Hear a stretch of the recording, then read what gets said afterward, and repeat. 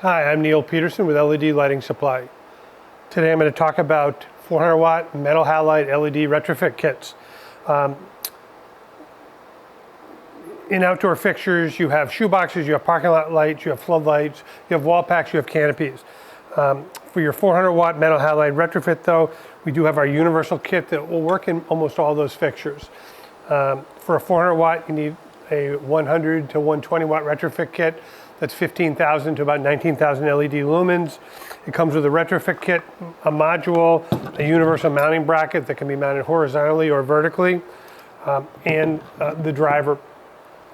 It'll mount in those fixtures very easily. We also have a 16-inch shoebox, 400 watt metal halide kit.